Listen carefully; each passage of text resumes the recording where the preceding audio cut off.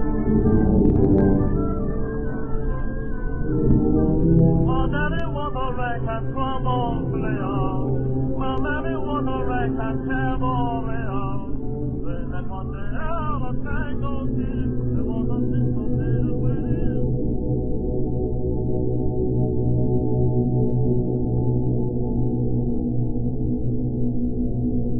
Descent into darkness.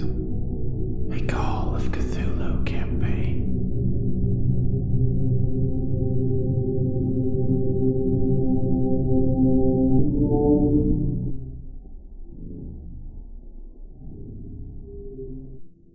Hello and welcome back to Deathwatch's Call of Cthulhu campaign, Descent into Darkness, Season 4. This is Episode 18, and I am Keeper Travis. A conspiracy has been hinted at by Mr. Thompson, a species of serpent men from a line of evolution unknown to science, said to have had supremacy of the Earth in the antediluvian past. In the modern era, they now dwell unseen amongst human society, working towards an end that will surely be inhospitable to us. Worst of all, they seemingly can appear as human. The question then becomes, who is a serpent person? The only person you can be sure is yourself and poor Thaddeus Grunwald, of course.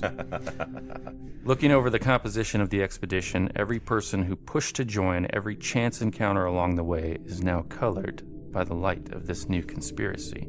And how is it that these serpents assume a human likeness? What are its limits? Maybe even those you are sure are human could have been converted somewhere along the way. And supposing you suspect someone, how can it be proved? Because they wrinkled their nose at the scent of a match? Or could not pronounce a bit of doggerel? That sounds like evidence that might have been used to persecute witches, and the tales often told in American mythology as warnings about the importance of presumption of innocence and due process. Still, the question remains. But before we attempt an answer, let us get an introduction from our investigators, who are all surely human.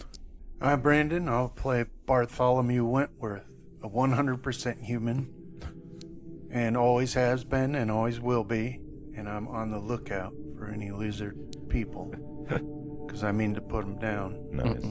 I'm Chris. I'm playing Charles Stanton, 110% human. And I just want to say that witchcraft did go down after all the effects of it. Just saying. Maybe they had it right this whole time. And I'm John playing Joseph Thompson, who is 70% human, 30% corpse. And I will also destroy any lizard men, or let's just say I'll destroy all reptiles. But a more important question, bottom right-hand side of this screen on this map, who is this orc that is here? That's Mr. Kimball. That's Herr Kimball. he appears in all of our campaigns at various moments. It is because I carry him with me in my psyche.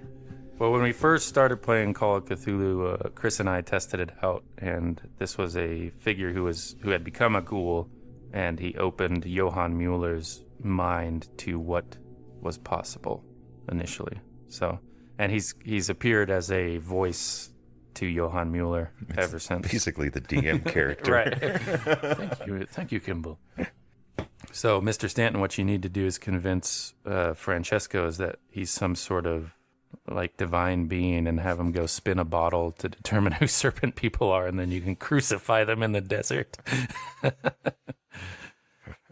Okay, where are we? Oh, so I've prepared a special board for you guys to toy around with called Who is a Serpent Person? And apes together strong. So on the left side you have serpent people. On the right, you have us lowly apes. And in the middle, everybody is of an uncertain persuasion. And you can move them about. There? Well, I'm not uncertain. Well, we'll start it. We'll say all the PCs are we sure serpent. that we're not serpents?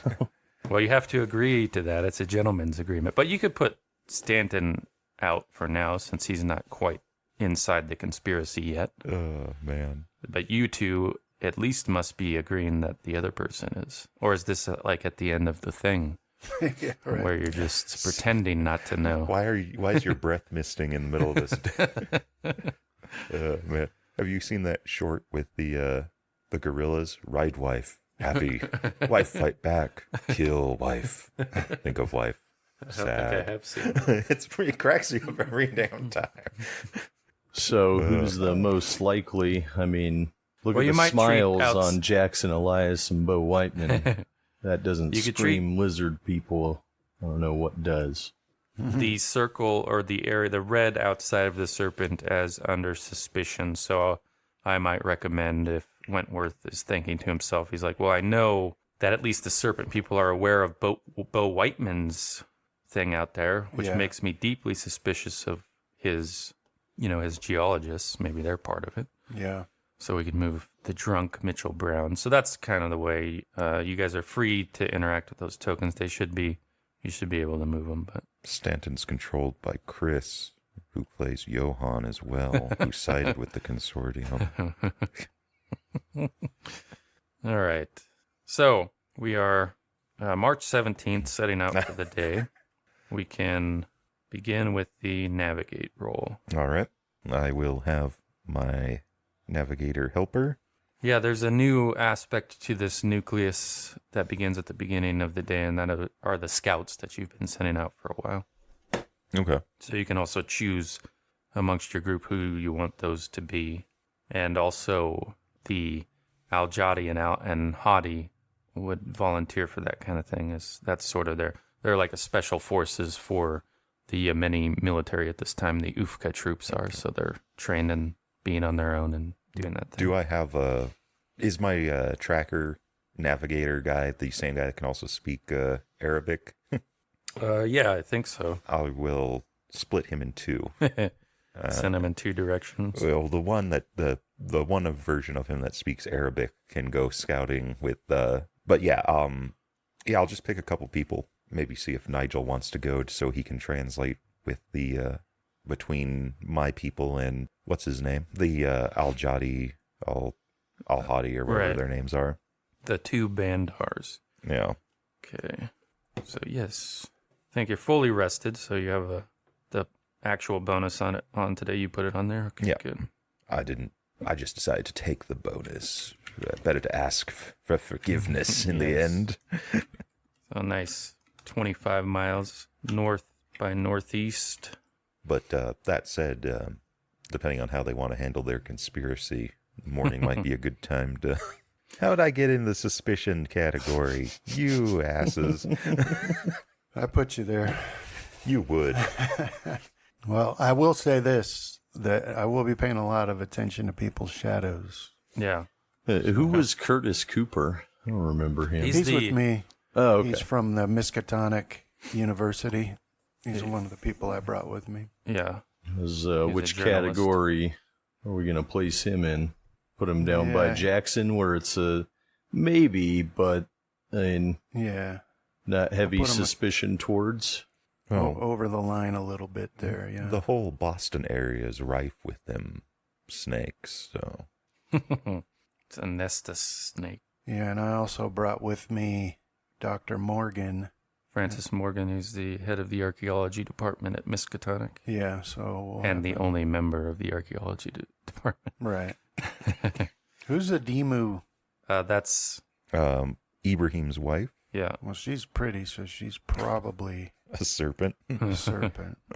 Oh, man, that's going to be a problem. So I'm moving you guys off that for now. You ruined my whole fun. We'll go back a little bit. We got to take a look at this hex Yeah. map. Oh, that's pretty. Yeah, he's a serpent too, probably. That's why he I'm took going us off to, before we could figure him all out. Yeah, just when we were getting close to the truth, he suddenly has a We got different it map. sorted. Yeah. I'm going Execute these to ones. place, or I'm going to drop my point of light mechs. Is it a point? I forget. I think it's like Right. 5 mechs in the northwest corner. Yeah, so these are some satellite images taken from Google Maps of the area. So this is Nice. kind of like what it would look like. Basically, that yellow circle around the party token, that's your caravan. That's a sight line, how long it can see before the curvature of the Earth starts to obscure stuff. Right. Right. curvature of the Earth. Well, I guess we are playing a fantasy. that's true. I should role-playing game. update. It's just a haze that appears at long distances on the flat surface of the Earth. I don't think I see the circle. Oh, that's fine. That Okay. let me update that. Why can't you see? Oh, yes, because you always have to put permissions on everything. Yeah. There you go. There you go. So we'll see here. We'll have Al Jotty out today as a scout, All right. and then you have your translator. Oh, I was hoping old Nigel would. Yeah, Nigel. Good. What, you just want to send 2 out? Well, the problem is my translator is also my navigator, Right. which I can do, but I like that bonus. So. Well, they would, because they're on their own, like you're kind of relegated to about 2 miles an hour Okay. for the whole caravan. But a single person on a camel can make 5 without pushing it. All right. Yeah. Let's. We'll go with my navigator and maybe 3 other riflemen, and we'll Okay. send them out to the northwest direction or east. Sorry. Like off that direction.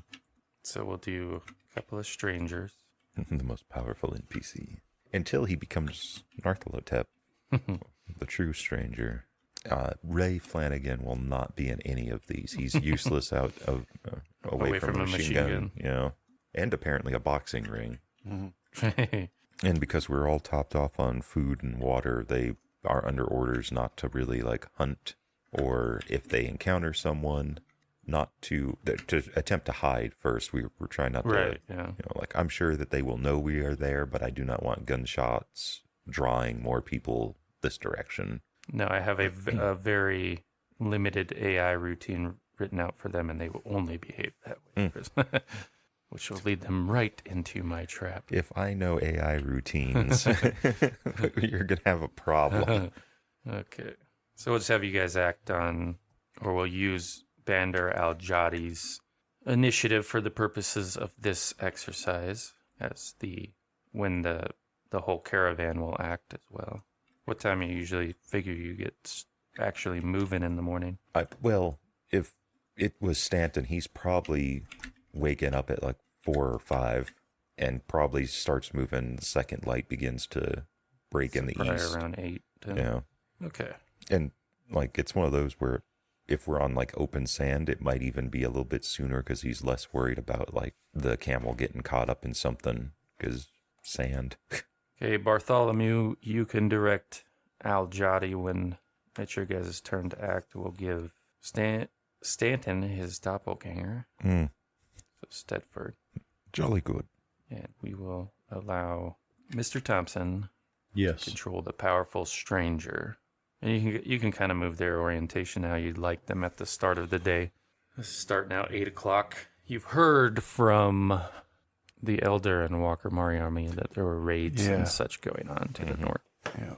And so you guys are on the east of this ridge line that has kind of been your guide to moving the direction you want to move. You stay more on this salt flat side of it as it's easier to travel. So let's see here.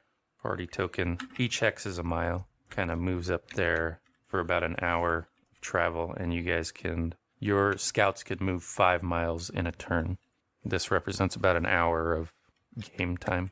All right. So for the most part, my scouts, I just want maybe just out of sight, essentially, and scouting in front of us in our flanks. Okay. So, he would probably be somewhere about there Okay. for my eastern flank. So you have this directive, Mr. Thompson, inhabiting the stranger from Stanton, who is your boss, about where he wants you to be, and you're right in the middle, kind of being the vanguard scout. But the reason I'm having you having it controlled by you instead of him is because it gives you a little bit of free will. He does hire all these people with personalities, and that can lead to creative decision making when you're out in the field. This is why a lot of them were washed out of the formal armies they were in. Well, but they have skills, and that's what matters to Stanton. that's what gets you your paycheck. Yeah. So you can stay in his directive, or if you have some interest. Is this eastern ridge area? Are we elevated or is it elevated? So from where the caravan is, it would block a sight line to the west. Okay. But you would have longer sight lines to the east and the north. Yeah. Well, I'm just wondering how dangerous that is. If it's over us, it's a problem. If we're up on like an edge of a cliff. Well, it's that's true. better, I didn't consider that. If you would like to position yourself on the other side of the ridge to where you're on the high ground, you can. It will be a tactical decision that will cost you a few miles at the end of the day, so up to you. I think we're just going to stick with where we are, maybe actually hug it a bit more than... Okay. And hope that it's blocking line of sight on the west, and that Al-Jadi here is able to keep is able to spot anything, warn us.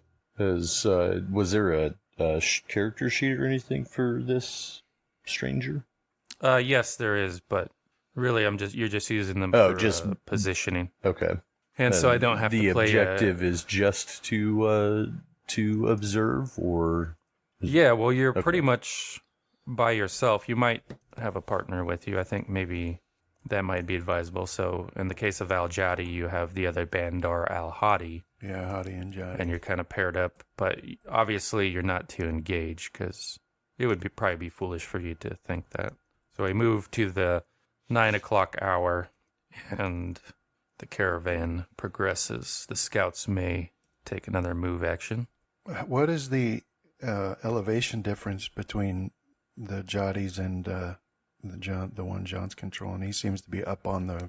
Yeah, well, you see those wadis there, the washed out beds where water flows, downhill. Mm-hmm. They're pretty easy for them to travel up, and it's a few hundred feet difference from the western edge of the map to the eastern edge of the map. Okay.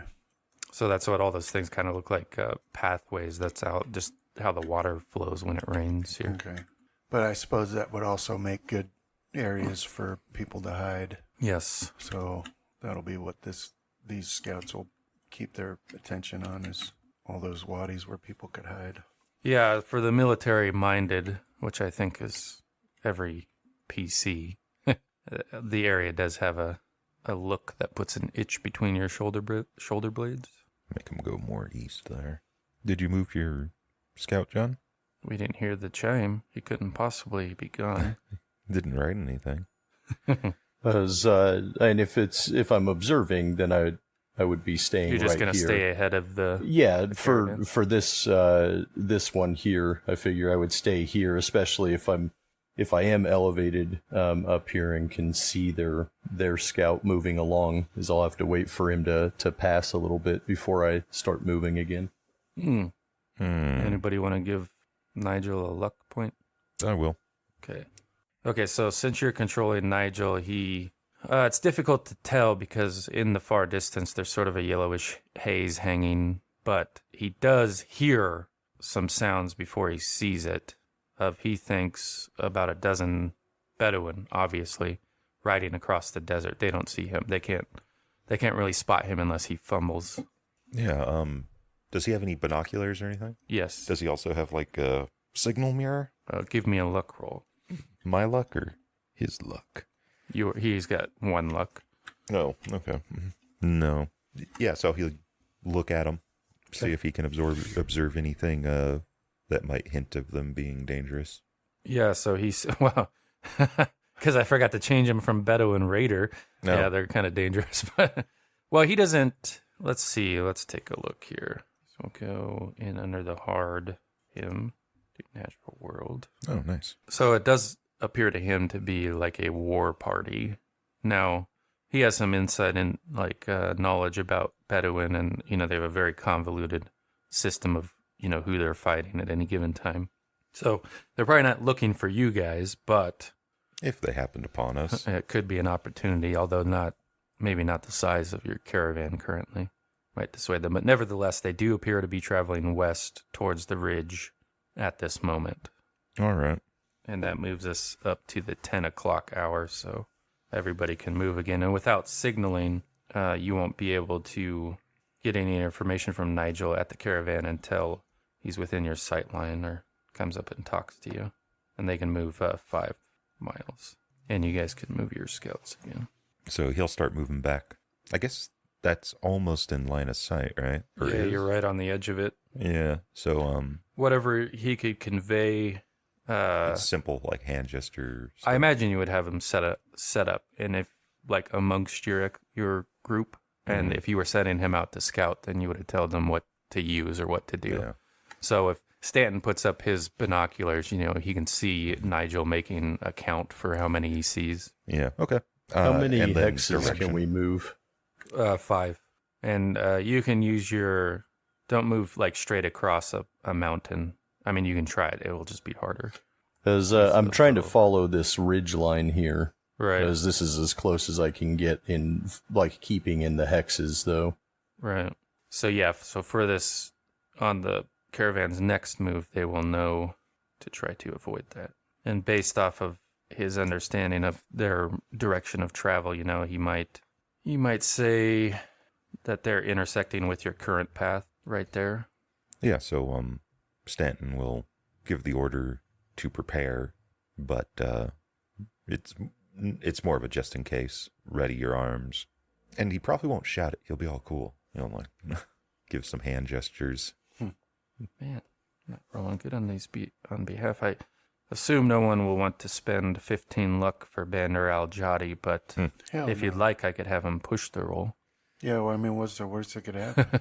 We lose him. He walks into a dang branch and it just goes right through his eye. He's expendable. I didn't intend for him to survive the trip anyway.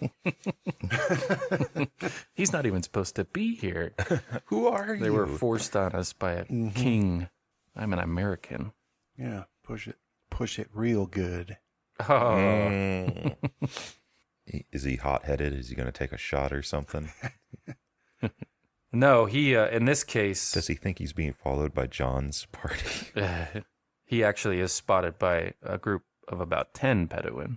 Okay. So he's spotted in this case, just as he spots them. They come over some of this rocky terrain here while you've been traveling down that wadi. And so, yeah, that group is at least aware of al-Jadi. Yeah, so then his next move would be to signal to John, whatever. What's the name of The stranger. Yeah. Because Stanton has a few members. We haven't given names for a couple of different reasons in case somebody dies and they'd be like, oh, there's been a... there's been, I don't know, a biologist amongst his, right? Whatever character you come up with, right? Yeah. They're a diverse and highly educated group of people.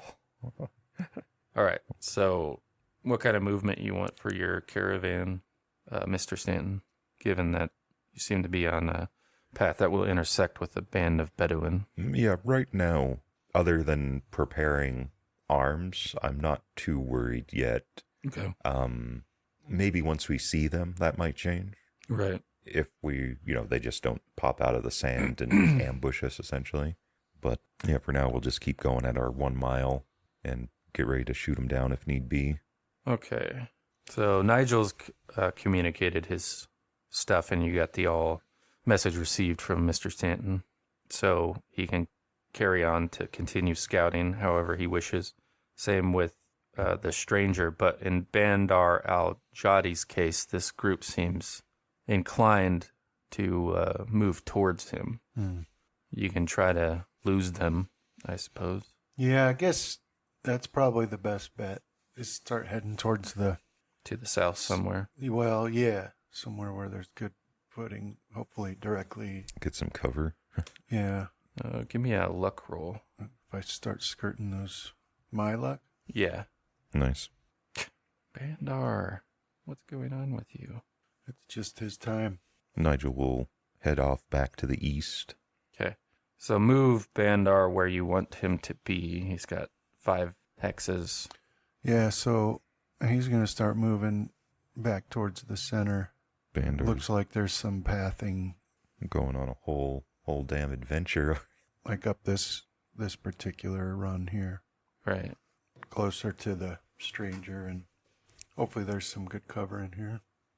And Stanton will have signaled to Nigel, observe, try to stay out of sight. Okay. Hopefully, if they do attack the main caravan, we can kind of do a small ambush from Nigel. All right. So in the case of Bandar's problem is these Bedouin are much better on a camel than he is. City boy. So he knows he's not losing him, but he'll have a chance to hide here. It will just be at the hard level. Plus, you got John's group there, too. Might not be the best idea to engage them. What is it, 4 versus 10? But 2 of them would have, modern aggression. rifles. Yeah. Yeah, he's not really able to lose them, and he knows unless he can ride better in the next round, they're going to overtake him. But, John, your Stanton Inc. members who are up there, some riflemen with, various skills, you've been sort of crouched in these high points, and so you have seen for the last, 20 minutes what is occurring here, where you see a group of Bedouin chasing after Bandar al-Jadi and Bandar Hadi. What would Stanton's orders have been if, in a case where it looks like other members were being ambushed? Could we engage? Well, let's rewind, flashback the scene to he's done plotting the course for the day, and he's gone to address his scouts. What does Stanton say to the 2 of you? For the scouts, don't fire unless being fired on. So you have some rules of engagement. Yeah, try to stay out of sight, out of mind for the Bedouins, the native Bedouins here. But just because Stanton doesn't really feel like having to keep his head on a dang swivel because he started a blood feud with some random Bedouins. Which way is the sun? Which direction from where I'm at? It's the morning, so it'd be the east still. Yeah. Off on this direction. All right. It's not impacting your sight line yet. Well, no, I'll take a either mirror or belt buckle, something where I can catch it, and I'll try to flash the main party then. Oh, you want to dip back down there? You'll have to get in their sight line, so you have to move a little down that ridge. Yeah. Like along that dry riverbed. Not river, but a wadi, right? The rainwaters flow back towards the party token. Yeah. As I again, just trying to stay up on the ridge right here as much as possible. So yeah, then in this hour, like towards the end of the 11 o'clock hour, you see some flashing up in the ridge there, signaling. I'll turn to Wentworth and got raiders in the western ridge as well. Things are about to get exciting, I think. I'll signal back that it's at his discretion what he if he opens fire. To do from that point, okay. Yeah, because he's saying like they're chasing one of the other members, probably some SOS stuff going, or not SOS, but Morse code stuff going on. So yeah, if he's telling me that we got a raider group chasing after one of our scouts, then yeah, your discretion. And Stanton would wait and see if Nigel gets back within range, and then he'd signal off something that he probably wouldn't understand because he's a dang. Okay, so you're about an hour or two from when you might call the time to rest the camels before you carry on with the second half of the day. But what occurs on one of the water camels, these newly installed bags that you had purchased. Oh, by the way, I meant to mention the number I quoted was wrong, so you ended up with 6 more camels for what the amount of water you wanted. They could carry like 160 some odd liters instead of 300. Okay. But these big animal skin bags that are hanging off on either side, something in the mechanism that's keeping them up comes loose on one side of a camel, and it's like swinging there and drawing the camel into like a circle. On whose camel? One of the water camels carrying these new... this is back at the caravan at the 12 noon this occurs. We're about to get in a fight probably anyway. I'll halt the caravan and order that fixed and my men into position. Okay. Especially Flanagan. Let's get him into position where he can do... it's not Overwatch, it's a sniper thing. Or is it Overwatch for machine gun too? I mean, you could call it as such. Yeah. Well, essentially where he can cover most of the camp. Okay. Get him start setting that machine gun up. So it is Al-Jadi's chance to escape these Bedouin. Ooh, they're not going to catch him. Nice. He's slippy. You got to get up pretty early in the morning to catch Bandar al-Jadi.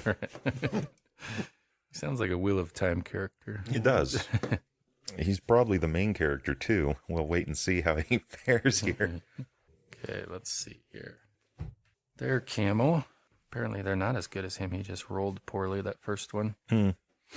So yeah, he's able to outpace them this time, Brandon. And instead of the 5 hexes, he's going 6 because of your extreme roll. So you can move Al-Jadi 6 hexes. Thanks. Do these hexes cost more here in the mountains? Yeah. Yeah, on camel, they're pretty much impassable.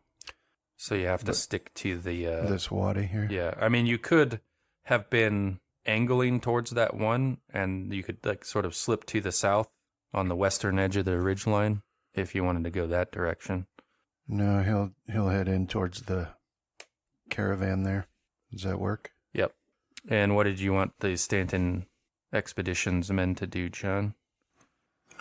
They were going to observe the progress for Bandar Al-Jadi. If these, as long as he's getting out of danger, then they'll just fall back to the original order to stay hidden and observe until the party is fired upon, right? Or they start firing upon the raiders, one of the two. Okay, so he will try to move a little bit, though. Move him where you'd like him to be. He's got 5 hexes at base without If I was to try and go down, because I don't want to try and take the ridge back up, right, and then like going this direction, I was going to try and see if I could go take a little bit longer, maybe just a couple hexes to go down and then back up onto that ridge. like that. Okay. Instead, that way I'm still staying out of their line of their line of sight, but it kind of looks like this is the higher point. Yeah, one more up. You can get up on the hills of the ridge. You just can't cross from like one wadi bed to the other because it gets too steep for the camels at that point. So yeah, where you ended up so good, he can get there. Okay. So you're seeing these guys travel down after Bandar, who took off like a scared rabbit, but they get into their sight line of the caravan properly, and this would just be at the edge of it. And there's somebody, yourself, you guys can make spot rolls, people in the camp who are looking around, because for Wentworth and Thompson, who don't make these decisions, suddenly Stanton's calling for a stop, and he's got Ray Flanagan and Marco Ramiro, hustling, pulling that machine gun off one of the camels and moving it off somewhere to set it up. Okay. So yeah, you see a group of figures in the haze and the dust plume that they're kicking up behind them. Okay.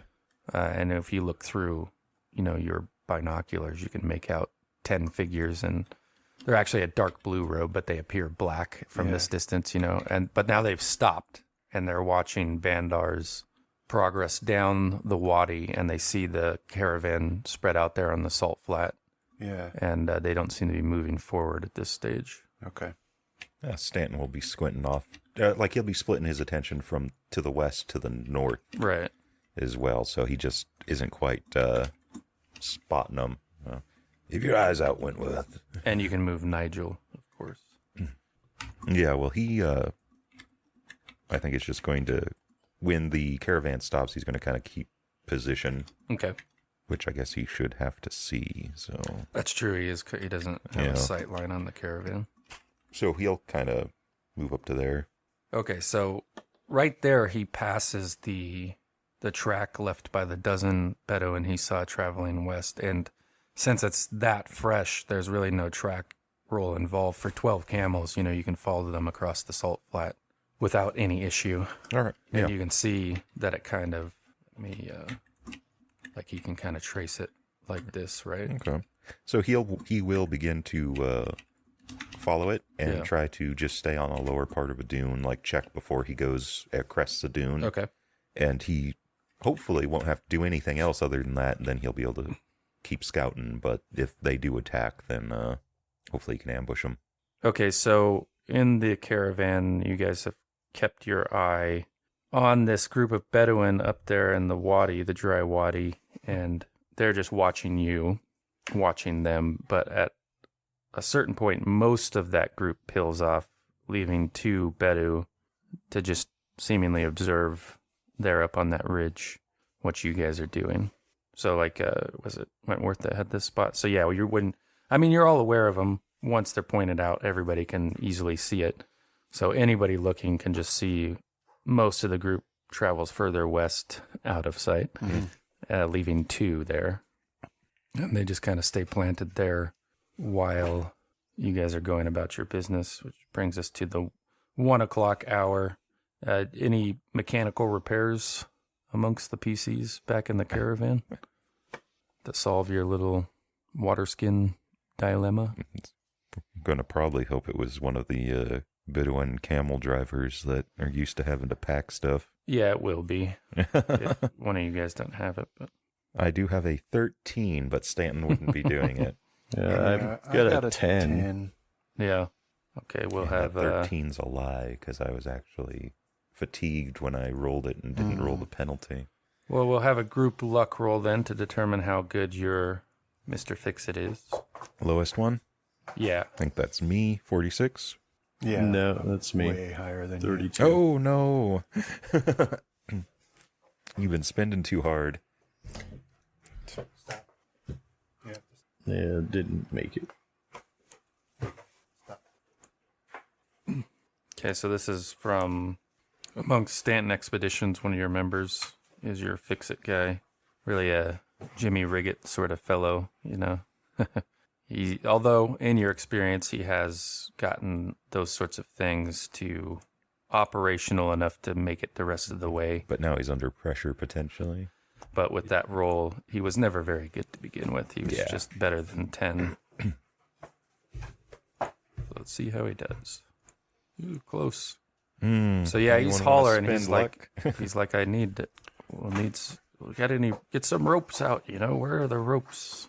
In this, he's looking at all the camels and the packs. He's like, everybody should be carrying rope from now on. And a 10-foot pole. Because he's just swearing up. As soon as he goes over there and he sees that the leather basically just, broke at some point. And so he needs to, he's just mad as hell immediately. Temporary fix would be like doing some sort of Jimmy rig with a rope, but then you'd actually need to sew it at some point, glue it and sew it. Yeah. So he's hollering at everybody. He just doesn't... he doesn't get it done within this hour until he can track down the necessary materials. But for sure, he'll have it repaired next hour. But that can bring us to our scouts, and they can move as they please. So in Al-Jadi's case, you came down, you left the Bedouin in the dust, and now you're kind of joined up back with the caravan. Yeah. And he can give you like a complete report on what he saw. It was 10 in his group, And unfortunately, he doesn't have any understanding of Bedouin tribes or who they are or what they're about, because he's more of a city Yemeni. Right. City Arab.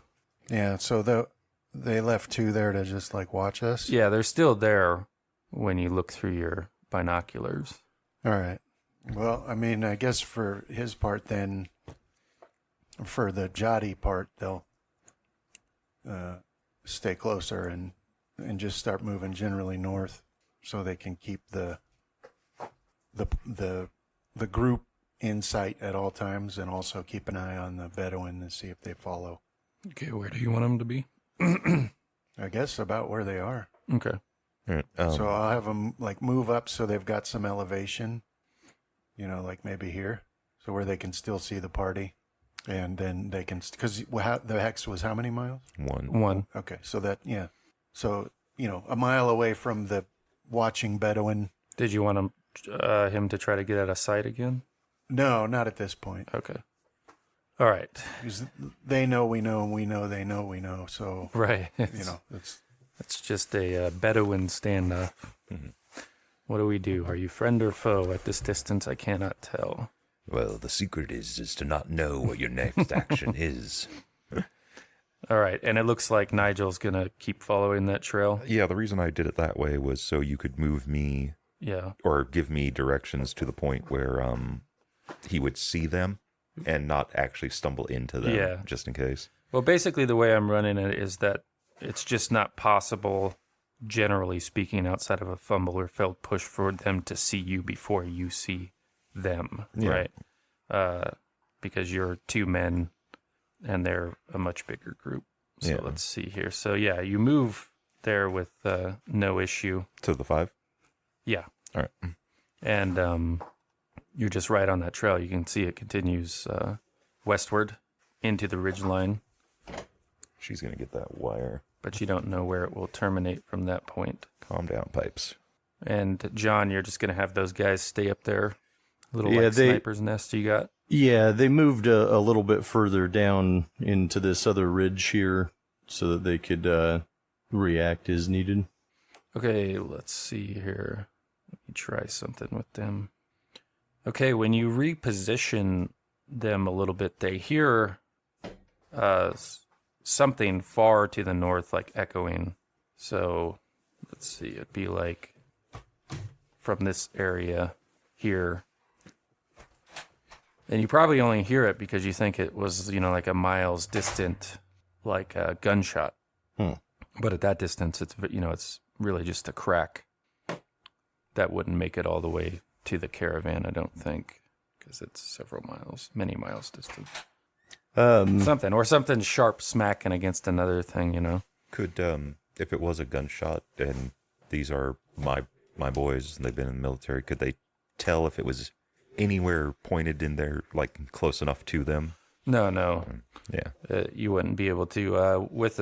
They got the regular success, so it was enough to hear it, but you can't really even pinpoint other than it came from some of the north. Not that. Right. If it was when a bullet comes at you, it makes a different noise. That's all I'm asking. If it doesn't make that noise, then it's not doesn't. Close to them. It's not close to you at all. Yeah. So, and looking off that direction, looks like it probably down in another wadi in there. Yeah, and then you have a bit of ridge, and then your sight line is kind of blocked by that ridge about what's beyond it, where I pinged it. So you want to keep them there for now, and just aware, there and aware. Would that kind of be top of the ridge there? It's kind of a little hard to tell. Yeah. And again, I'm not sure if this one over there is bigger than the one that I'm on or taller, but when you come down on the eastern side of that ridge, you're kind of down in elevation. So seeing the darkened areas, those would be raised, and you'd be like in a little valley when you're traveling on a wadi. You can kind of reliably use dark for elevation on this particular stretch of land. Okay. I was also picturing it kind of like a hill. Is that wrong? Where it's going down? Yeah. So, the west side is the top, right? Yeah. And you guys are traveling on this great salt flat on the bottom. East. Yeah, they'll kind of hide out up near that ridge then, as that way they can try to act on either side. See if maybe they get lucky. No. All right, and then this just, it's a bit unsettling, to draw a comparison. It's like an old Western where you see the native on the ridge, these 2 Bedouin just sitting there watching your caravan imperceptibly, but we can go ahead and make some more movement again. In this hour, the caravan, he's able to get the strap fixed, so you can move a mile if you want to get it going, or if you prefer to wait, Stanton. Well, if they're just going to sit there and watch, then they can watch us start moving to the north. But we'll take that mile. Okay. Okay, once the caravan begins moving, these guys kind of back up, start moving away from Bandar al-Jadi. Okay. So what do you want him to do? So he'll move in the direction they seated and now who's watching who? Move into a better position to scout for other threats. Okay. Can I signal down now that they're back that party's back within range of possible gunfire to the north? All right. Stanton will signal back or have someone signal back that there was a group to the east traveling west, so could be them. Okay, and you can move Nigel if you'd like, following that trail. He won't go into the wadis. He was kind of given the eastern desert as his location, but he will follow those tracks and see if he can spot anyone or anything. I think I moved him 3. And then Yeah. mine will start going up the ridge, trying to gain the high ground there. No, he does spot something without needing a roll when Mr. Stedford gets there, which is, about 24 Bedouin. Looks like they're around a well that's been dug there. Mm. And they're not aware of Stedford, but he can see they're kind of like in a little depression before that ridgeline begins. That's somewhat concealed by a rocky outcropping at the bottom there. And they have a man-made well, and they're all out there. They've got troughs set up to water the camels and whatnot, and that appears to be what they're doing.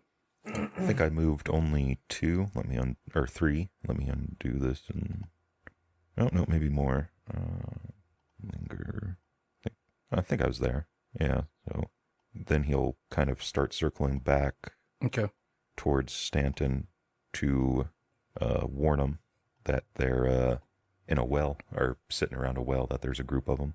Yeah. Taking in the encampment, you can see they have like their black tents set up, so they might be camping there for the night or the day. We might be able to just go right past them. Okay. These guys move up. Get to 3 p.m. At this stage, the sun's, crossed more to the western side of the sky. So it makes looking up into that ridge line a little bit more difficult. Your sunset hour will be like 6 to 7, or like really 6 to 7:30, where it'll be mostly in the western horizon. So you still going to follow these guys, Al-Jadi?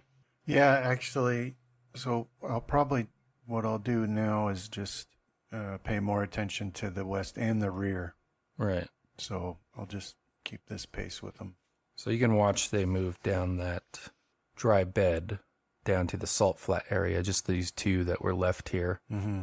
And they're kind of casting about, seeing the great progression of the caravan Yeah. and knowing where to follow. And go ahead and move your guy, Mr. Thompson. So I'll go kind of continue along that ridge and then follow it around the entrance to the wadi, come up on that other ridge there. So whoa, don't do that. I don't like when they do that. So you're like actually about here when you spot the remainder of that group of 10, so 8 now coming this way, like so, right? What, Nigel would be on a route to where that wadi comes out to where the well is dug. Okay, let's see. 1, 2. Suddenly this desert has become a very social and alive place. Yeah. I don't want to get between them, so I'll try to start making my way around. Okay. Move them up another 2. Does that work for Stanton? Yeah. Nigel will signal that there is a well, or that there are people off to the west, and then he'll break off back to the northeast to continue his scouting. Okay. So move us on to 4 o'clock, and by now these guys have moved on like so, and these guys have moved on a little bit. And you're maneuvering, they don't seem to be aware or concerned with where Bandar or Al-Jadi and Hadi are up in the hills. Okay. Stanton will begin to position men on the western side and the southern side of the caravan. Okay. And then I'll, if they've moved through, then I'll try to cut back through like I'd originally planned. Okay. So yeah, they end up about there. We come on to 5 o'clock. Now at this juncture, Stanton, if you angle more northeast, so like away from where they're all gathering, you'll just sort of pass right by them. Now you assume, or your men would know, that this group that split off is probably going to come down here in this hour and tell them, hey, there's these people going by this way, so they're going to do whatever they want with that information, or you can just keep on your chosen path. So about how many, when I look through binoculars, am I seeing around that well? So you got your count up to 34 Bedouin. Mr. Wentworth, what You're more knowledgeable of these locals. Do we say hi or do we just keep going? Well, I think it'd be best to just continue on. I'm of a mind to do that too, but I'm also... If they wanna hold a conversation, then they'll send someone to approach us. I'm also worried about how we might be perceived, however. Well, and they also could be waiting to ambush us at nighttime. Exactly. So... All right, we'll keep going forward. We'll pay them little mind. We'll prepare ourselves for tonight, though. Mm-hmm. Wish Matvey was feeling good. Need your sharpshooter? Well, I'm my sharpshooter, but Right. he's a good Another second. Okay. So, go through here. So, yeah, they've all banded up. And so when you guys are making that crossing, you see a few, pop out of this rocky outcropping, just on foot to sort of look in your direction.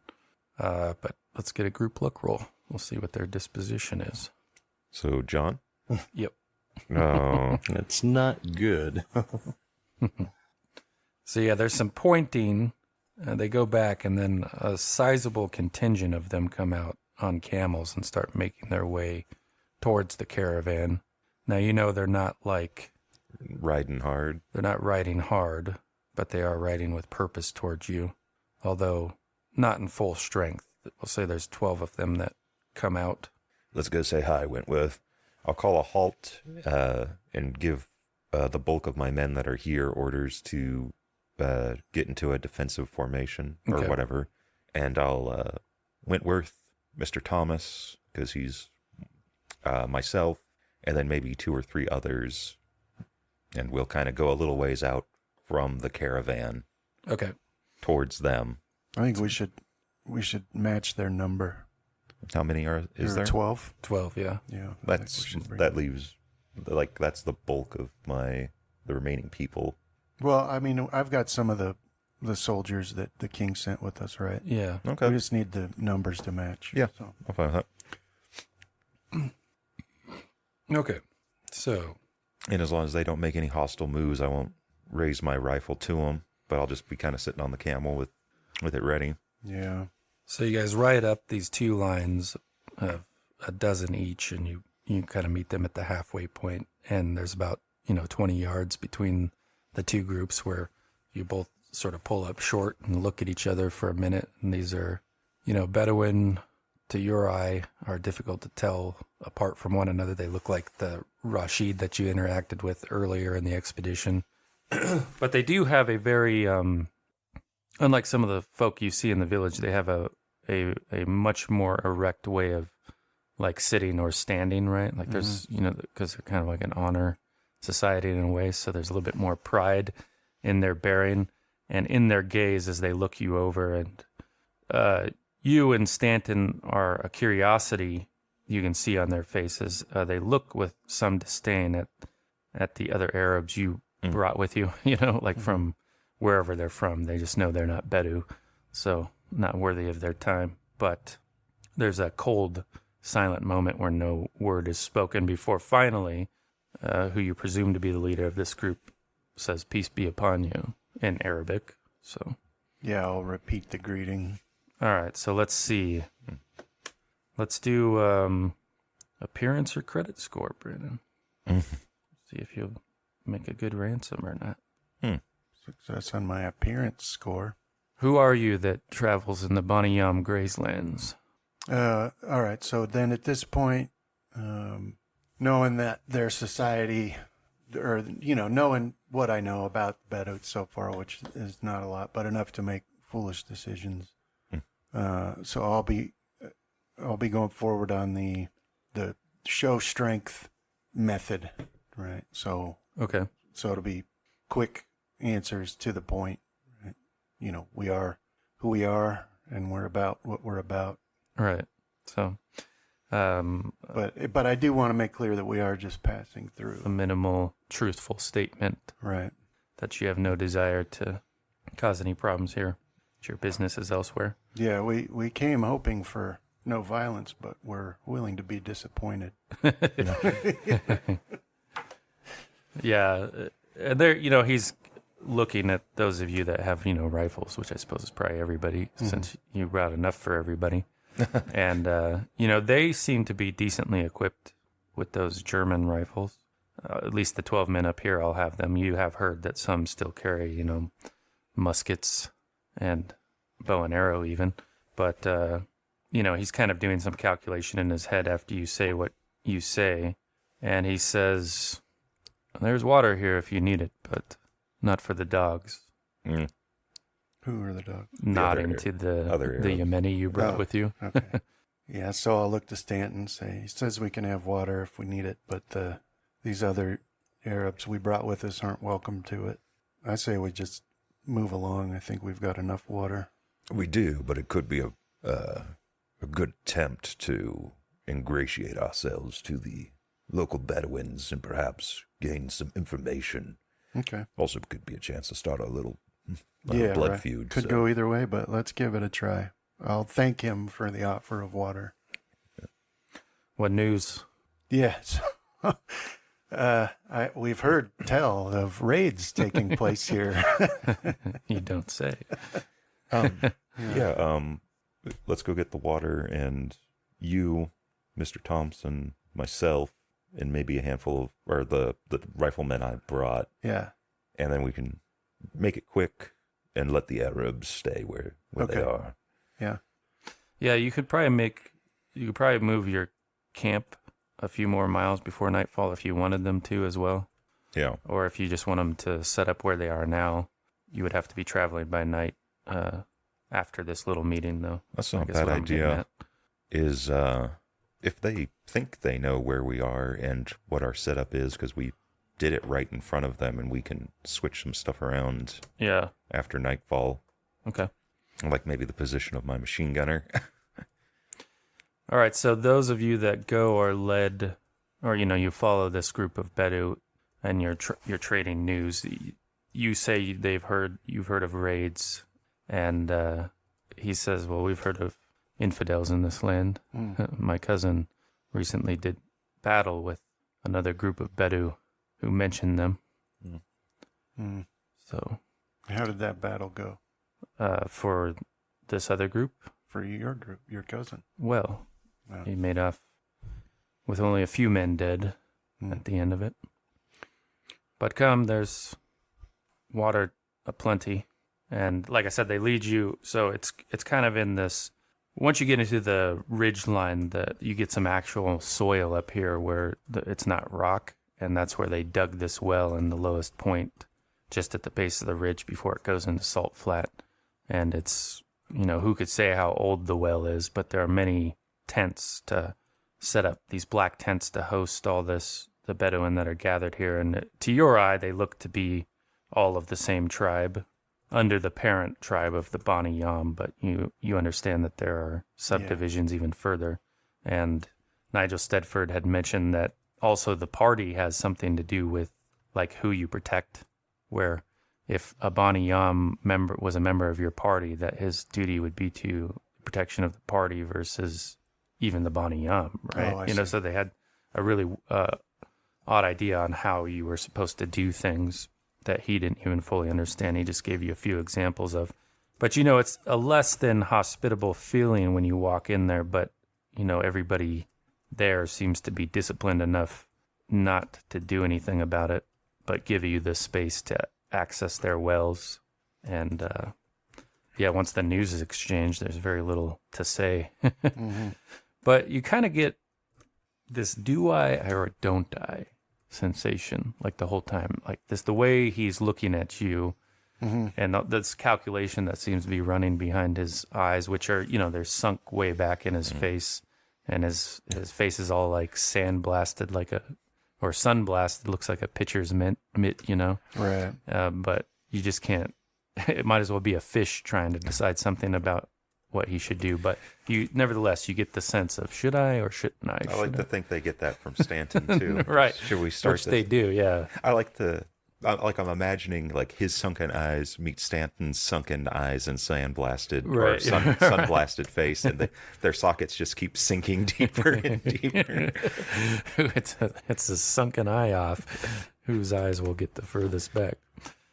But yeah, this is why there are, codes amongst dangerous men as they're adhering to theirs, and you appear to be adhering to yours. And the problem comes in is, well, what about their code can we trip over, and what about ours will they trip over? And so everybody's giving like fair distance, because I don't think anybody here wants to die. Yeah. Is kind of the thing, but they're all prepared to. But unlike the villages, they don't offer you meat and fat, as has been the offer before. Just the water. I was thinking about leaving some cheroots as like a thanks. What kind of rifles do they use? So it's the, probably pronouncing it wrong, but the Guer, like 89, just like Gweher. Gweher. Yeah. Gweher, is that how it is? Yeah. Which was the main one for the Ottomans. Yeah, I can't remember what that ammunition used. You guys brought a bunch of it. It was the For purposes of trading. 11 millimeter, something like 12 millimeter, something like that. Yeah, you guys brought a bunch for purposes of trade because he had learned that that's what the Bedu used. Yeah, so I'll say to Stanton, maybe let's give him a couple boxes of ammo and see if that ingratiates us in his eyes. Do I happen to have some on me that for the purposes of stuff like this? I'd say you're probably savvy enough to know that it would be handy to have a couple. Yeah. All right. Yeah, like carrying pocket money. Okay. Yeah. So yeah, I'll pull out a couple boxes. You said you want a couple? Yeah. I'll set them on a rock near the well. And I'll say, my friend offers this as thanks for the water and the hospitality. Well, he inclines his head, says, "Peace be upon you." He says it to Stanton. Of course, it's just Arabic to you, although you've probably heard it enough times that you can pick it out, because it's been the opening and the ending of every conversation you've watched Wentworth get into. And you've seen it in your own country, because there's a few Arabic-speaking groups there. So you get that much at least. Although whether it changes his temperament is difficult to say. You guys could all give me a psychology. Nope.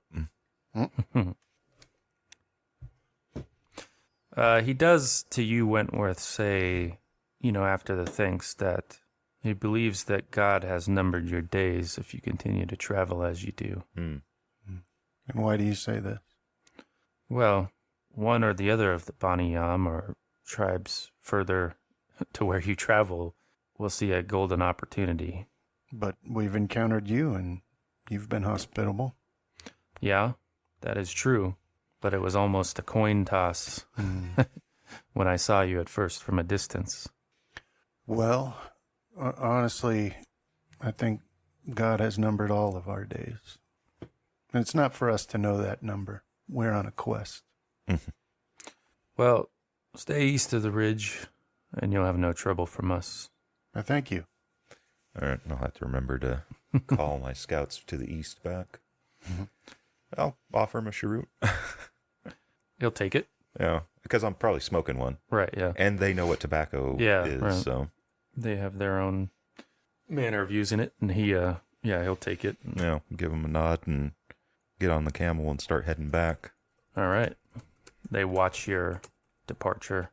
Get that itch between your shoulder Same blades. thing, yeah. You're just not sure if anything if the ice was truly broken. But, and where would you like to move? You got about 3 miles that you can move it. You just want to move it like straight away from this well? Or do you want to travel even further into the night? Man. It's one of those where if this is a good enough area that I deem defensible as can be had, I'd want to do it here. And we have water here that we can if we kill them, on. yeah, So. we can. Right. That's true. Yeah, if they're stupid enough to attack us in the night, then we get a bunch of free water. So, Okay. All right. But yeah, what I'll do is I'll make a very obvious setting up of everything and where my men are positioned. And then after sunsets, those men would kind of change slightly Okay. to like better defensible, less obvious locations. All right. Let's. And if there's like any sort of ridge, like to the right of where our camp was, that's where Flanagan sets up. Right. And potentially even me if I feel like we need a long-distance shooter. Okay, so you guys get all this set up, and I mean, you have that less than comfortable feeling for most of you war experience. You know, it feels like sleeping at the front lines in a sense where you know that any moment this peace in the desert could be shattered. But while you're chewing all this over, Mr. Wentworth, a number of the Yemeni that were forced on you by Imam Yahya, two of them are like tending to a third, and they're trying to urge him to come up and ask you about something. But this third, you know, seems to be like clutching at his abdomen and seems to be in some sort of distress. And they're hesitant to come and talk to you, right? Okay. Yeah, I'll go over and find out what's going on. They describe that he seems to be sick or something. Okay. And they show you like a little wad of cloth that is like bloody, you know. He's complaining about pains in his abdomen, and he's been coughing up blood basically since we struck camp. Okay. Is this like... Or vomiting up blood, I should say. Is this something I recognize? Like tuberculosis, or... I don't know what was going on back then, but... Yeah. Well, you could give a... well, I'll call for the doctor. Okay. For Sala. Yeah. I'll call for... Yeah, and at this stage, he's had sort of an area that Mr. Thompson is still resting in. But, Mr. Thompson, you've noticed the soreness that was in your leg has, like, rapidly gone away over the course of the day. Praise Sathagua. Praise Sathagua. And, but you're still idling there because the doctor has insisted that, you know, it's gone outside of the way he predicted it was going to go, and he wants to know why. So he still wants to observe you. But also under that canopy is like Curtis Cooper and Matt Vavanya, who are also convalescing in different ways. Curtis Cooper looking, you know, just one shade brighter than death. And Matt Vay obviously very distant in his demeanor, always staring out to the current in the sands that runs in one direction. But yeah, so you can escort him there to the doctor, or you can yell for him, Mr. Wentworth. Yeah, I'll shout for the doctor to come. Medic! So yeah, he comes over and he converses with the guy. He speaks Arabic too, and he gets kind of the symptoms, and he's like, well, can you walk on your own? And he doesn't seem to be able to, but he has those two with him to escort him in that direction. I don't know if you want to follow along to see how it resolves itself. I do, because I'd like to know when this started. Like, I'll talk to his friends. Like, when did this start, and how long has he been coughing and puking and all that, you know? He said it was a few nights ago. And he hasn't said anything this whole time? Why haven't you told me about this? I'll be like, you know, admonishing. Well, the blood is new, but the discomfort was a few nights ago, is what he says. Well, the reason we're talking to you now is because there is blood. Yeah. You know, and that concerned us. Okay, well, we'll get him some help. He's But like, you really should tell me about these sorts of things. I'll find, like, Jody. right. Or Hadi, or both. Say, you men are supposed to keep me apprised of this sort of thing. I shouldn't have to find out like this. You know, if he was having trouble a few days ago, we might have been able to do something about it then. Yeah. I'm very disappointed. All right, so Dr. Sala has him lay down on a cot, an empty cot there, and, you know, strips his shirt off of him. And you instantaneously see what the issue is. He has some growth in his abdomen, something in there. You can see it protruding, like, on the skin there. And he kind of has like a recoil when he sees it. And it's a growth where? Like on his stomach? Yeah, like in his in the abdomen area, just like a longish sort of. Would Dr. Andrews immediately recognize what this is? I mean, he would be triggered to think that, Yeah. but and maybe even Stanton if he were there. Do I notice any ruckus going on, or am I busy currently directing my men? No, because you guys have been camped for a little while. This was after everything was settled. So, yeah, you can kind of see it. They bring a new patient basically into that medical area underneath the canopy you have there. Blast one more thing. Yeah, so I think I might go and check it out, or at very least get a feel for what's going on. But I think currently Francesco's following me around, and I have a bandolero on Right. and my rifle, but he's got a bunch of ammo wrapped around him currently, too, because he's Okay. going to be reloading for me. There you go. Put that kid to work. Oh, I was thinking about having him start carting the elephant rifle around, too, for that, but not yet. Switching out. Yeah, we don't waste elephant Rifle boy. Yeah, so I'll poke my head into the tent and... what seems to be the problem now, Dr. Sola? This isn't a good time. Jumping Jehoshaphat, what is that thing? Yeah, so the difference you would see based off of your experience with the Kari Siri, which is what Brandon's referencing there, is that there's no movement from this protrusion in his stomach. It's just something solid, like a very large tumor, perhaps. But even as you come in, Dr. Saul is running his hands over it, and he's like, whatever it is, it's like solid. It's not fleshy. And Well, let's cut it off of him. I'll pull out my Bowie knife. well, he kind of pulls you to the side and Mr. Stanton, I suppose, and he says, well, I mean, that's going to be my recommendation, but a surgery like this out here is almost certainly a death sentence. But based off of how he's responding, I think there's some sort of internal bleeding or perhaps puncture in the stomach, or who knows. Okay. But I'm not... What do you say we should do, Mr. Wentworth, Mr. Stanton? Yeah, let's, if we need to do it, then let's do it. And he'll have to take his chances. Whatever you cut out of that man stays in this tent. And I don't really have too much in the way of men now, but Yeah. shoo everyone else off. Okay. Yeah, Stanton seems to know something, so I'll just do what he's asking. Yeah. I'll tell everybody to get out of here, and then I'll go talk to the man and say, you're gonna die if we don't remove this. You're probably going to die if we And do. if we remove it, you might die.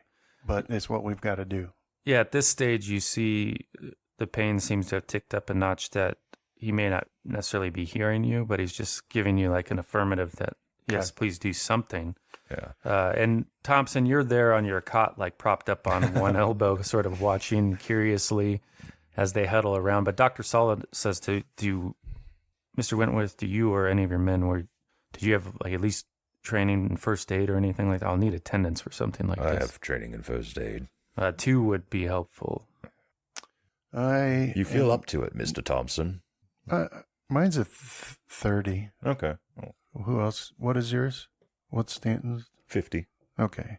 All right. So okay. yeah, Stanton and Thompson then. Yeah. I'll hand you my rifle then. I'll stand guard.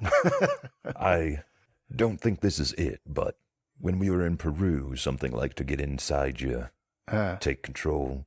Yeah, Dr. Andrews told me about that. This doesn't seem to be that, but just in case, if whatever Dr. Sola cuts out begins to wiggle, just start shooting.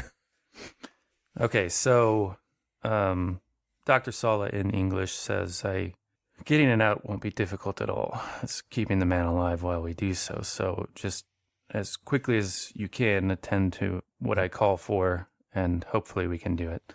So those who will be making first aid rolls, you'll have to make them at the extreme level Ooh. to attend well enough. Just dope the man up. And Do you need my knife, Dr. Sala? And he's like, no, I have more scalpels. appropriate tools. No, probably not as sharp, but whatever. Maybe if we were needing to get something that was about to explode out of him.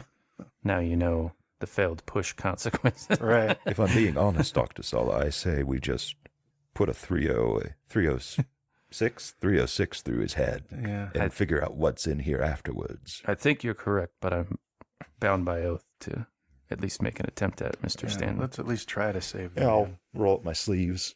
Let's get this done with. Okay, so yeah, go ahead and get those first aid rolls. They need to be at the extreme level. Nope. No from Thompson. So let's see how Dr. Sala does.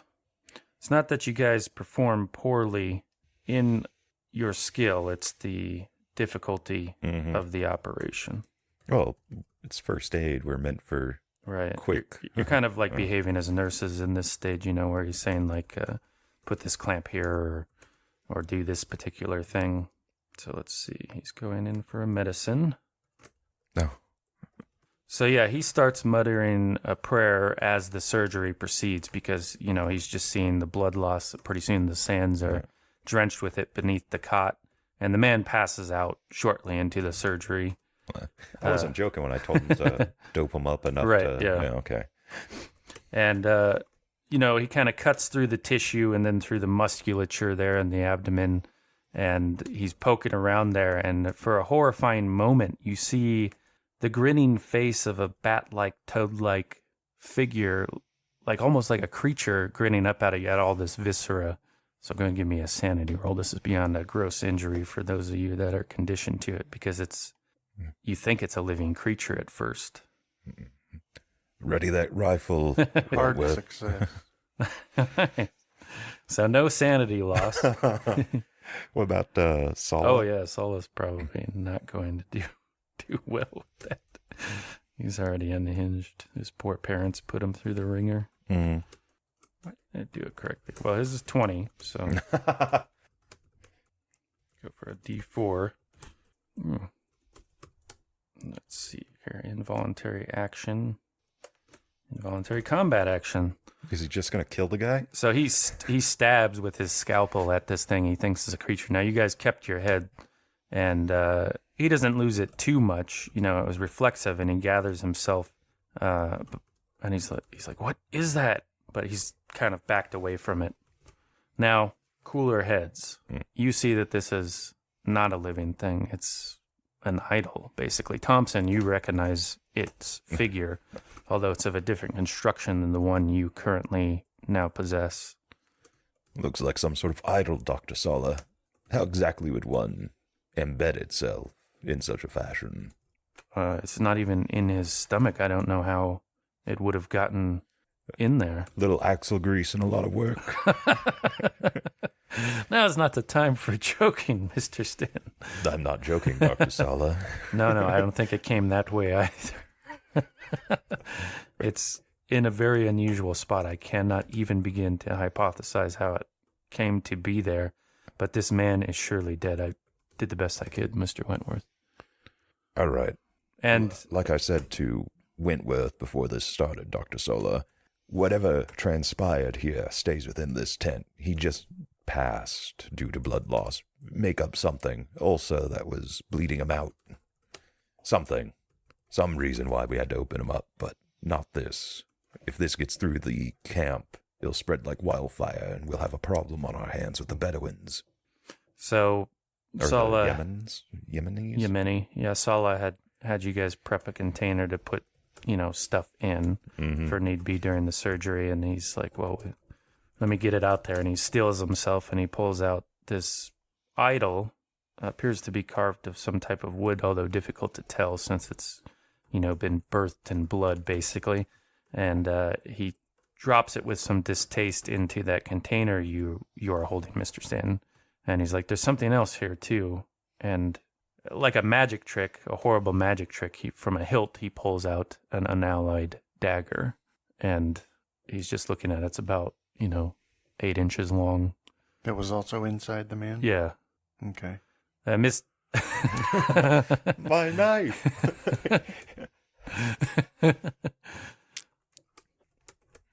And Dr. Sala he's kind of like surprised at Mr. Thompson's request, and he looks at you, Mr. Stanton, for, like, I guess, permission to let Thompson see it? Yeah, I'll nod. But now I'm getting very, like, Wentworthy vibe. Not Wentworth, Whitman. Yeah. So you can see once you have your hands on it, Mr. Thompson, that this is the very dagger that Johann Mueller he tried to have you take from the dream, but you didn't think you succeeded at. And apparently you did, just not in a way that you expected.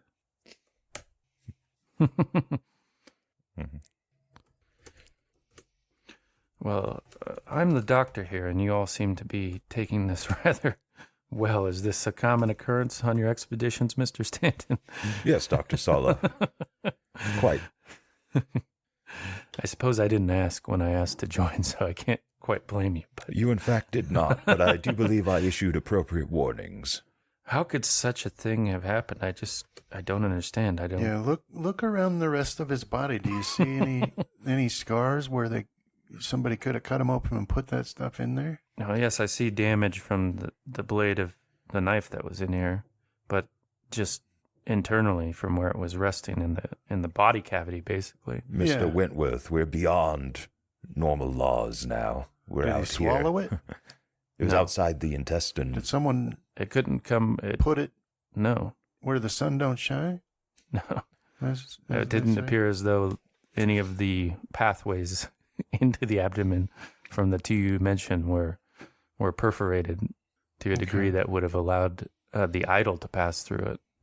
Well, I have to say, this is very confusing. When he said this, he started feeling discomfort a few nights ago. Yeah. Well, And this kind of matches up with basically the timeline for you, Mr. Wentworth, of when you tried to bring this enchanted blade out Thompson. of the dream. Yeah, Thompson. Yeah, sorry. Mr. Wentworth, you're still applying. Oh, sorry, go for it. yeah. Anyway, I'll So this is different from what you and Dr. Andrews saw, but it's sort of in that vein. Well, you recognize the idol too Mhm. because you had received it from, or you found it in Thaddeus' belongings way Yeah. back in And then I let Thompson borrow it. just the other night. Yeah. Yeah. This is very similar to what happens when one leaves civilized society, gets out into the wilds of this world, into the darker places, places that where magic, mysticism still are the cornerstone of the culture. I suspect we'll have more, especially on the road we travel.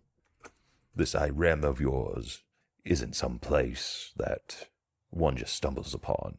There are many like it in the world. The pyramids of Peru that we found, surely it would be easily discovered in the modern era, but yet it remains hidden. Well, it's one thing to hear about it from Dr. Andrews and quite another to see it. Anyway, Doctor, I agree with Mr. Stanton. Nobody else can know about this. I'll take the dagger and the idol, and I'll bury it somewhere along my patrol when I go to check in on my men after sundown. Okay. And you have the two Yemeni who had seemed to be friends with this one, or perhaps a relation. You had shooed them out of the tent, and so they're waiting out of sight somewhere distant. Mm-hmm. And what do you make of that, Mr. Thompson? And Stanton has said he's going to go bury these, but the Yemeni's life shouldn't go away in vain. You brought it out of a dream, for Christ's sake. You can't just discard it.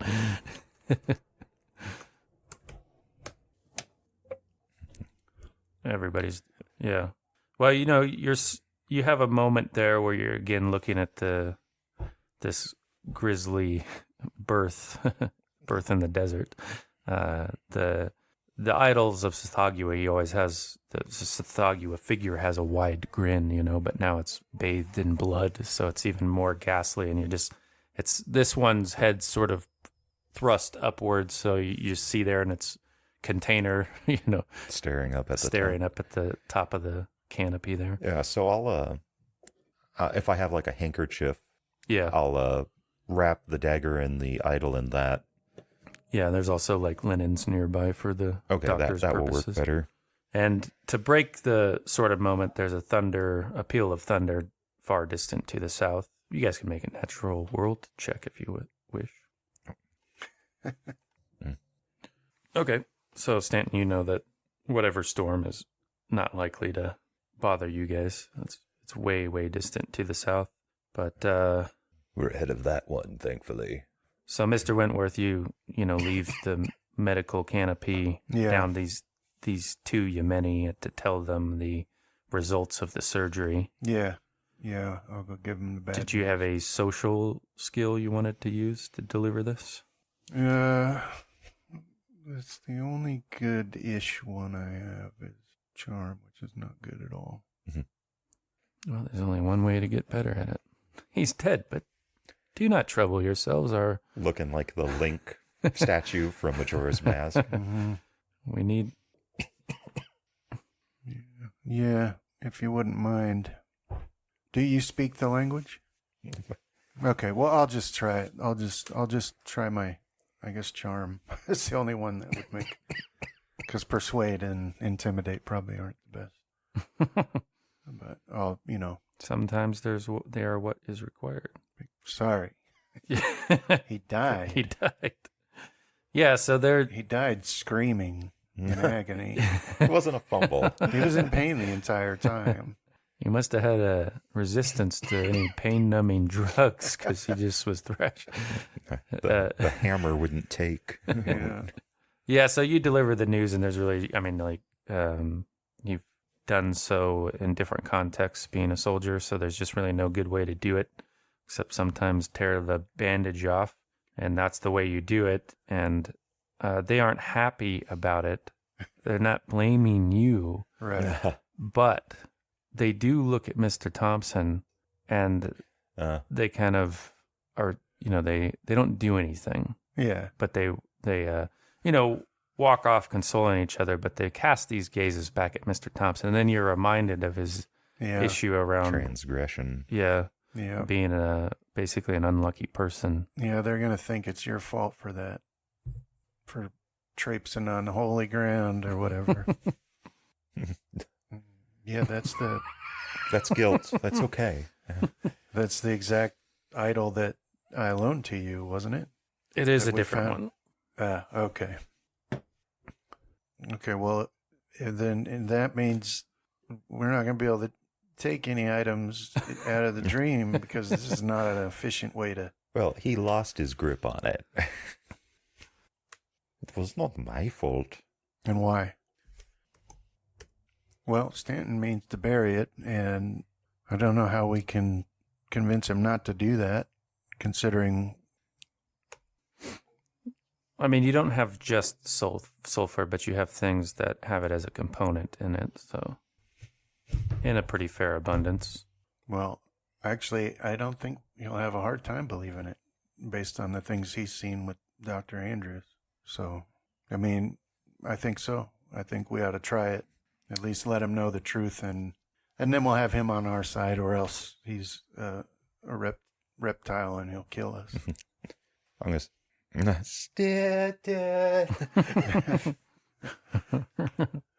Oh, Charlie. Stanton would have gone back to his tent, and I think he has the stuff in the bundle on like a fold-out table, a small Okay. one. But I think he's waiting, seeing if he's expecting Thompson to pay him a visit. Right. But so it's sort of a surprise when he comes up with Wentworth. Mm-hmm. Yeah, I'll knock on the door or whatever you do at a tent. Just an oak door just Yeah. stuck in the ground. I bring it with me everywhere. I think It's a whole camel, but it's worth it. I think the elephant gun is busted out now. But Okay. it's not because of this. It's because now stuff is starting to get weird, strange. Right. And so now it's going to probably start coming into play. Yes. The big game's starting to come out. The beasties are starting to show themselves. Enter. Stanton, there's something that Thompson and I need to tell you. And it will be difficult for you to believe. Because it's difficult for me to believe. But, and then I'll tell the entire story, leaving out no detail. Yeah.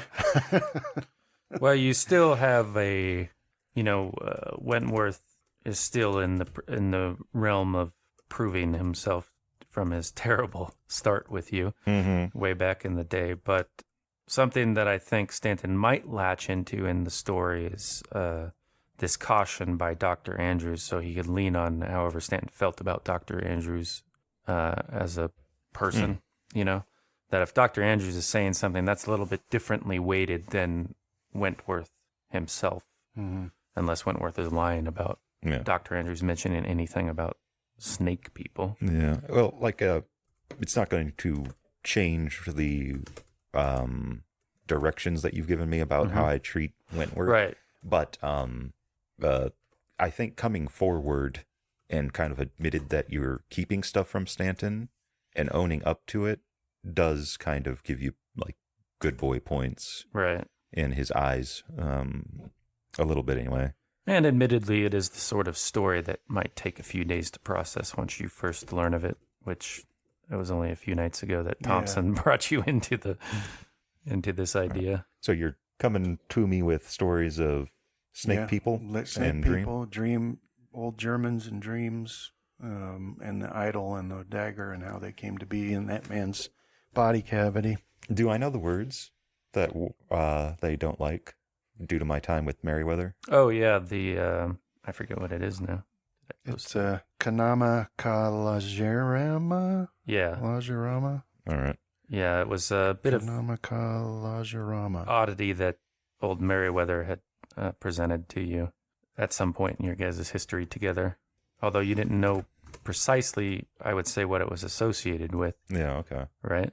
I like the idea that maybe amongst myself and the older members of my expedition crew, Yeah. that it might almost be like a good, like portent or whatever, almost like a Right. warding chant that Yeah. we don't know what it is, but Merriweather had to say it a whole lot when we were Right. going through India. Yeah. Yeah, that would make sense. He would be like, because the British are kind of good at coming up with little oddities to say about things, so. So I like to think that, maybe not Stanton, but when he says the phrase, that Yeah. Ibrahim almost automatically repeats it. Okay.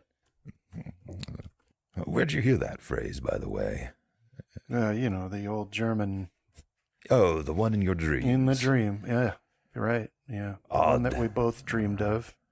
He said that they, for whatever reason, are unable to say that phrase.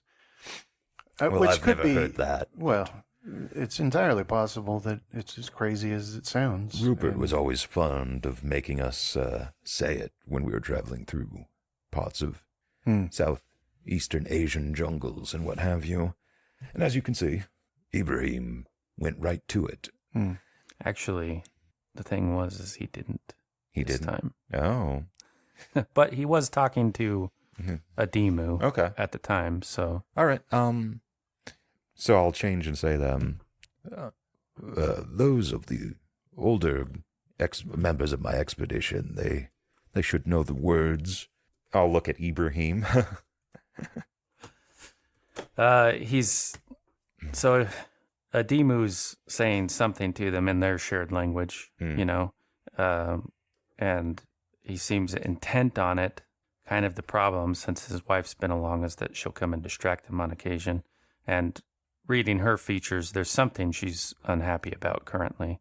So on that gentle, may I have your attention, please? He still doesn't turn. So I'll motion Francesco over with the elephant rifle. okay. Ibrahim, attention. And he turns around and he's like, "Yes, boss." The words that Rupert always had us say. Repeat them. You sure you want these men here to hear them? They already know, and you'd know that if you were paying attention. Sorry, boss. He stumbles over them. I'll grab. I'll just start reaching for Yeah. my peacemaker. I'll grab my right? elephant rifle. Like what he, right? It's Stanton's man. I'll wait to see what he's doing. But Ibrahim, yeah, you're breaking my heart here. Repeat them proper. They're hard to say, boss. They are, but you know them. He just can't seem to get it right. And you are sure you've heard him say them before, because that's what you thought of. We can't be doing this right now, damn it. We'd have to check all the men as well. we have matches, right? While he's doing that, I'll check the chambers of my rifles. Right. For the love of God, Ibrahim. So we're in Stanton's tent. Yeah. So I want to slowly start angling to make sure he can't get out. right? Yeah. In between him and the door. Okay. For the love of God, Ibrahim. For the sake of yourself and your pretty wife. You better say those words. And I'll close the breech on my elephant rifle. Boss, I don't even say English correctly all the time. I do not understand what the... Is this... have I heard him say them correctly? You're pretty sure. I mean, they do have a different sound based off of, who's speaking them. So, Yeah. like, you can hear accents in the utterance of the phrase and that sort of thing. Yeah, like I'd probably say like the ka la blah blah in an English accent. But in this case, when, you prompted him to do it, there was more of like a stutter involved. Let's see here. Go ahead and make a power roll for me, Mr. Thompson. I was gonna say it's a long shot if it's me. Has, in the past, Rupert ordered me to execute people that couldn't say the words right? That's a good question. Or has he left it up to my discretion, or send them away or something?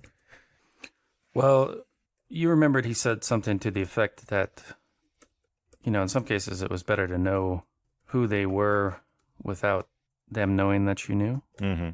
Because then the jig's sort of up if you execute somebody on site, was his sort of idea.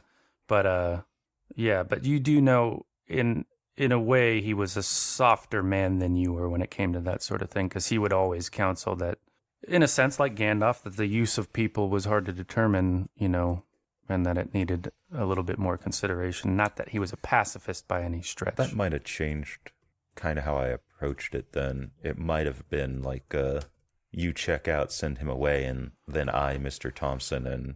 But also, I can very easily see in it, it being a shock to have had this occurred, and you being a little outside of, your character. Yeah. So where do we want to be? Like, we got you persisting on it, and then, suddenly Thompson lights a few matches, and he's like holding them up, taking a few paces towards Adimu and Ibrahim. And they just kind of look at the fire warily. I might get mad at Thompson on that. Yeah. The man told us they can't stand the smell of sulfur. I don't give two damns what the man said. Some kraut in a dream. Oh. Get back, Thompson. This is between me and my second here. But at that stage, Adimu hisses something, and as far as you know, that's all she does. But then her eyes kind of widen when she looks at Thompson's extraordinary wizard-like power. But we'll do a dex roll here by everybody in the camp. She's quick on her feet. Okay, 67, 80. So whatever she did when she hissed, and you feel sort of strange at first, Mr. Thompson, but then, nothing happens, right? And her eyes widen, and they both make a break, basically, out of the tent. And the only person who's faster than the two of them is Mr. Wentworth, and you're only faster than Ibrahim. Okay. Which he's the only person I'd be paying attention to anyway. But I mean, to Wentworth, this is still not shooting time. Right. Like nothing serious enough has happened for that.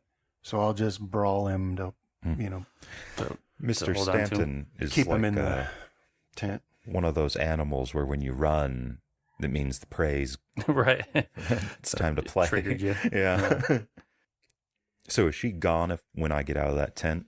Basically, if you chase her, we enter into a chase, and that operates a little bit differently. But this just figures out who's in the chase and whether it was stopped in its track. And right now, the only contest lies between Ibrahim and Wentworth, because she was quicker than all, and so she just split out into the night. And we're right at that inception point. So let's see here. Let me get his dodge going. I get to say shoot her if I don't have a... So go ahead and throw your brawl. He's just merely trying to slip through your fingers. Oh, you got a hold of him.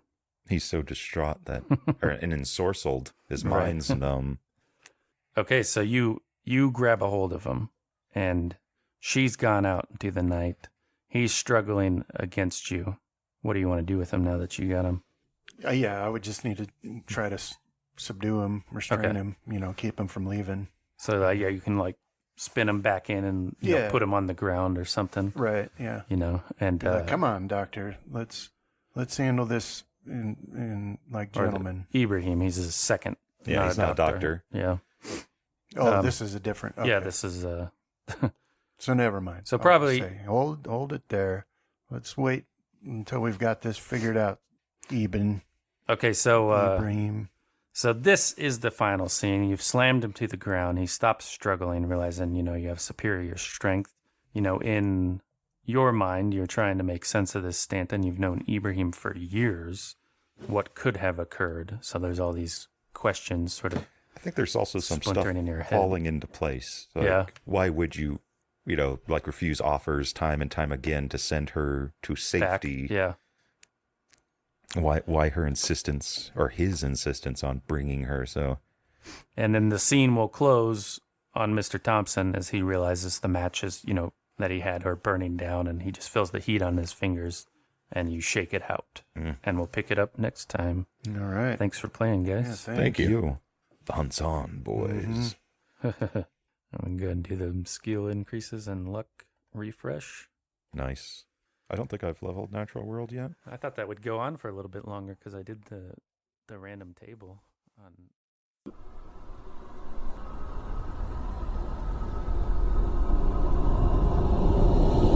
This has been a Deathwatch production. Thank you for listening.